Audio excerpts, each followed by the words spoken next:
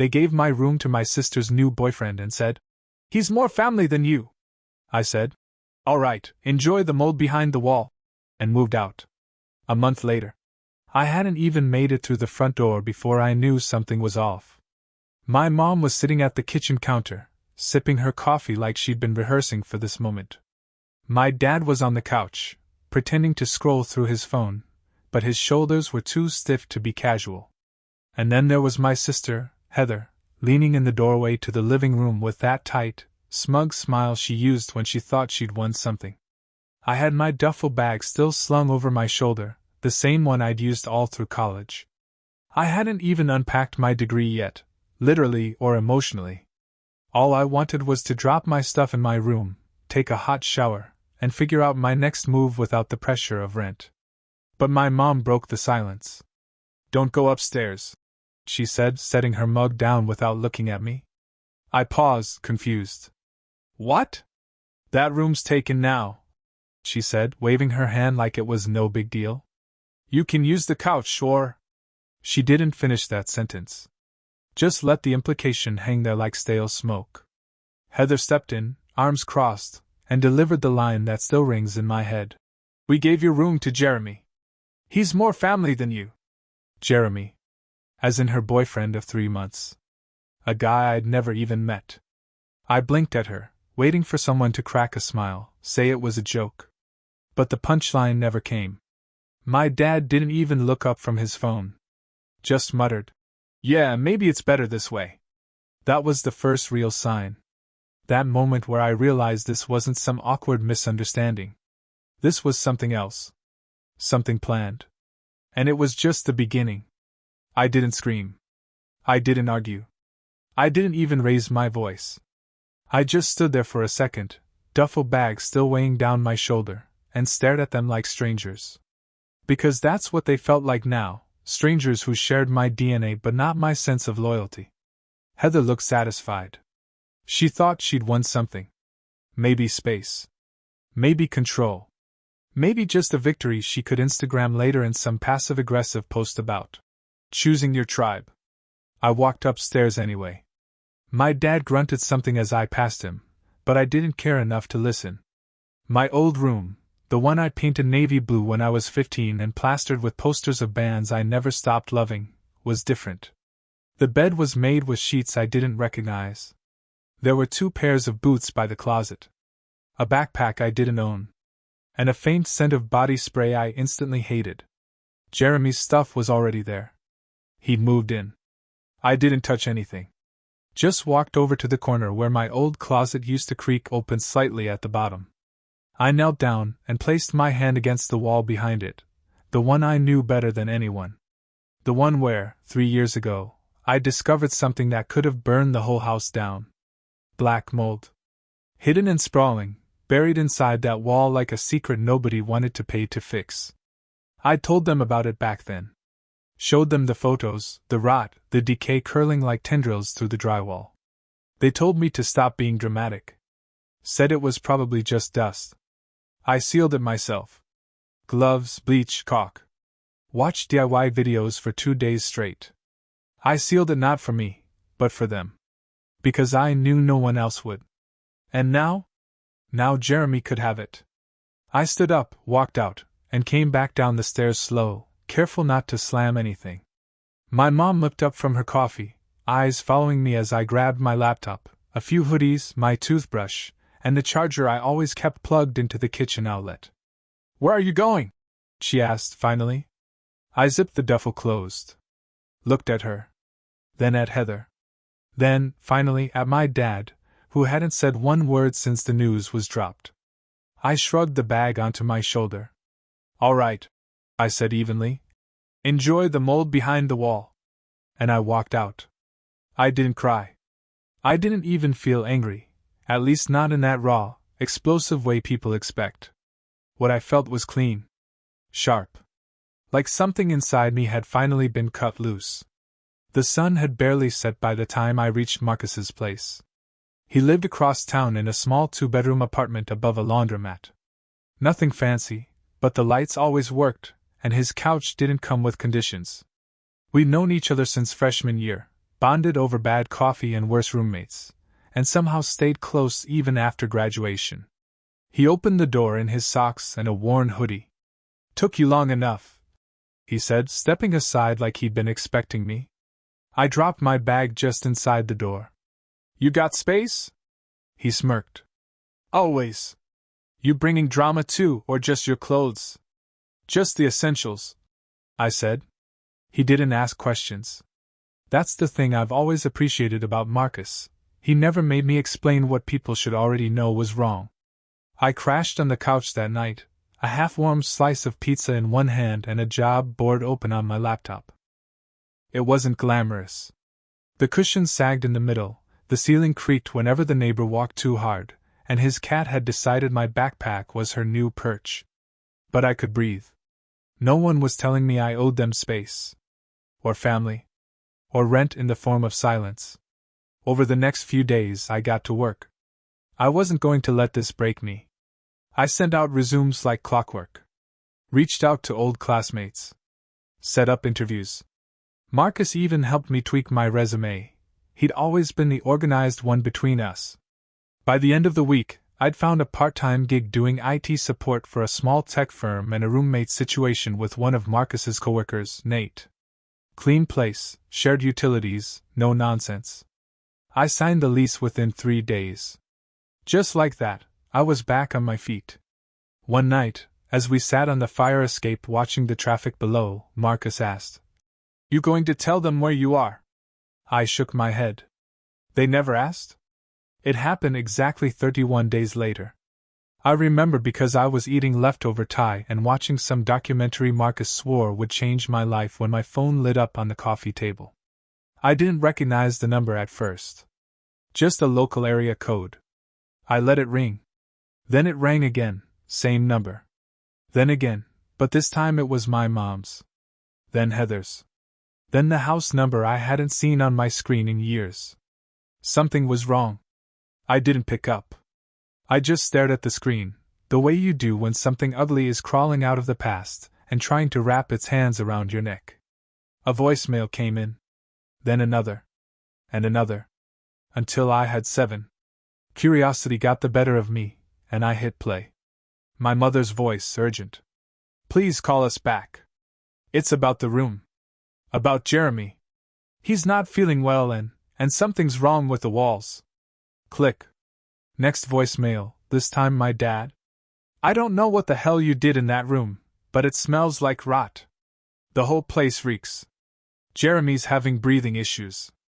We had to call someone." Click. Heather's voice cracked halfway through her message. "We had to rip out part of the wall. There's mold. Everywhere. Why didn't you say something? He's sick. The doctors think, just call me back, okay? Please." I sat there, phone still in hand, and for a long moment I said nothing. Not because I didn't know what to say, but because I knew exactly what I wasn't going to say. Let them stew. Let them remember the sound of my voice as I stood in the living room a month ago and said, "Enjoy the mold behind the wall." Let them feel what it's like to ignore something someone tried to warn them about, not once, not twice, but over the years they pretended not to hear. I got up, tossed the empty Thai container in the trash, and went back to the couch. Marcus raised an eyebrow. "Something up?" I shrugged. "Not really. Just family checking in." By the time I listened to the 6th voicemail, I already knew how this was going to unfold. Jeremy, my sister's more family than you boyfriend, had apparently started getting migraines. Then a dry cough. Then chest tightness that sent him to urgent care, where a nurse took one look at his inflamed sinuses and asked if he'd been exposed to mold. It didn't take long after that. The stench in the room, Heather said in her message, came overnight. One day it just smelled musty. The next, it was thick and sour, like something wet had been sitting behind the walls for years. Which, funny enough, was almost exactly the case. It turns out Jeremy wasn't much of a handyman. When they started poking around behind the closet paneling, they uncovered what I'd sealed away years ago: black mold, deep and spreading, climbing up the studs like it was trying to escape. The voicemail from my dad was the angriest. "Not surprised. just angry. You should have told us. This is serious. We had to call an inspector. The guy said it's a whole wall issue. They're quoting thousands just to get started. What were you thinking? What I was thinking. I was thinking about how I told them, way back when I first found it. How they brushed it off and told me to stop watching home renovation horror stories on YouTube. How they refused to call anyone because mold remediation is just a scam. So I handled it. Because I didn't have the luxury of being believed. I found gloves and masks. Bought the thickest sealant I could afford with grocery store paychecks. I scrubbed and patched and covered the wall, just to keep the smell from leaking through the drywall. It wasn't a permanent fix, I knew that. But I also knew they wouldn't lift a finger to do more. Now Jeremy was sick. My sister was sobbing. The room had been sealed off like a crime scene. And the funny thing? Not one of them had apologized. Not one call said you were right. They were calling now because they needed something. Again. And this time, all I had to give was silence. The calls didn't stop. If anything, they multiplied, different numbers, different voices, all carrying the same undercurrent of desperation. First Heather. Then my mom. Then my mom pretending to be calm. Sweetheart, she said in one voicemail, dragging the word out like it still meant something between us. We just want to talk. Let's not keep this distance. You're still part of this family. Still? I almost laughed. They made it clear I wasn't the day they gave my bed to a man whose last name I didn't even know. The day they said he's more family than you and meant it. I didn't return a single call. I didn't block them either. I wanted them to know I saw it. That I heard every ring, every ping, every buzz of a message sent too late. Let them sit with that. Let them know I could answer, but chose not to. I still remember the night Marcus and I were watching some rerun, the room dim except for the glow of the TV and a half-eaten pizza between us. My phone buzzed again. I didn't look at it. Didn't have to. Marcus glanced at me, then back to the screen. That the mold crew? Could be, I said. He nodded, then added, You know you don't owe them anything, right? That stuck with me. Not just the words, but the way he said them, like it wasn't a question, but a truth he knew I hadn't let sink in yet. You don't owe them anything. Not a reply. Not a reaction. Not even closure. Because they weren't reaching out to say sorry. They were reaching out because their mess had finally come back to bite them, and they hoped I still had some loyalty left to bail them out. I didn't. Not anymore. It's strange how fast people remember your worth when something they ignored becomes impossible to hide. By the start of week 5, my phone wasn't just buzzing, it was howling. Voicemails stacked like bricks. My dad's voice grew angrier. My mom's more frantic. Heather's more unstable by the day. There were even messages from numbers I didn't recognize, probably Jeremy's friends, trying to get the full story. But the full story had already been written. They just didn't like how it ended.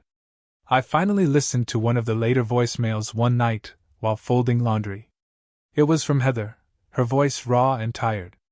They tore the wall out. It's worse than anyone thought. Mold in the insulation, under the floorboards. They're saying the entire back half of the room might need to be gutted. Jeremy left. He said he can't stay in a place that makes him sick and he said he needs space. She paused there. Long enough for me to imagine her standing in what used to be my room, staring at the rot bleeding through the drywall, wondering how she hadn't smelled it sooner. But I knew the answer. Because she never looked. Not once. Not when I tried to warn them. Not when I told them I'd found something bad. Not when I patched it up on my own because they told me I was being dramatic. I know you probably think we deserve this, Heather continued, her voice breaking. And maybe we do. But please, just talk to Mom. She's not sleeping. Dad's furious. I don't know what to do anymore. I paused the message there. Not because I couldn't finish it, but because I didn't need to. They weren't calling for forgiveness. They were calling for rescue. Big difference. That week, the mold inspection report finally came back. I didn't have to be in the house to know it. It was all over Facebook. One of their neighbors posted a photo of the dumpster parked in the driveway, filled with shredded drywall and black garbage bags. Another post talked about hazard remediation and emergency insurance filings. I sat at my new apartment, mug of coffee in hand, scrolling through the comments with a blank face. Marcus leaned over my shoulder. "Is that their place?" "Yeah," I said. "Yikes. That's some serious damage." I sipped my coffee. "About 10 grand's worth. Maybe more if they need to rewire." He let out a low whistle. "Bet they're regretting that couch offer now." I nodded slowly. "They'll regret it more when the insurance fights them on the claim." Marcus blinked. "Wait. Did they even list that room as a problem before this?" "Nope. Then it's pre-existing damage." He sat back, eyes wide. "They're screwed." "Exactly. They didn't just inherit the mold, they inherited their own negligence. The way they shrugged it off. The way they pushed me out without asking why I kept a dehumidifier running in that room all through high school. The way they chose to forget that I told them." I closed the laptop. That chapter was over. They thought I left with just a duffel bag. What I actually left behind was the reminder that consequences have a way of waiting patiently behind walls, quiet, hidden, toxic. Just like mold. A week after the voicemail flood started to die down, Marcus slid a letter across the kitchen counter. He found it in our mailbox that morning, thick, off-white envelope, the kind people send when they want to sound official but feel desperate. The return address? My parents' house. Inside, a handwritten note from my mother. I didn't open it right away. I made breakfast first. Eggs, toast, coffee. Sat in silence while the envelope sat there, bloated with guilt and apology I wasn't sure I was ready to hear. I finally peeled it open after the coffee turned cold. Her handwriting was as familiar as the walls I'd patched. Looping, a little rushed, like she always wrote while standing at the counter with one eye on the stove. "I don't expect you to forgive us," it began. "But I want you to understand." I kept reading. She wrote about how things had gotten worse. About how the remediation company found more black mold behind the guest bathroom and the laundry room, places I had never even touched. Apparently, Jeremy had gone to the hospital twice. Not overnight stays, but serious enough for blood tests and steroid prescriptions. He moved out officially 2 weeks ago. Blocked Heather's number. Took a job out of state. That more family than you guy vanished. Heather, she wrote, hadn't stopped crying since. There were details about the insurance nightmare too. Turns out, the claim was denied. The mold wasn't documented. No previous damage reported. No official complaints ever filed. They were on the hook for all of it. $12,000. That's what she wrote in bold at the bottom of the second page. "We're taking out a loan. Your father is beside himself. Please, if you can find it in your heart." I stopped reading. Not because I was angry. Not even because I was tired. But because I realized, for the first time, that their suffering wasn't mine to fix anymore.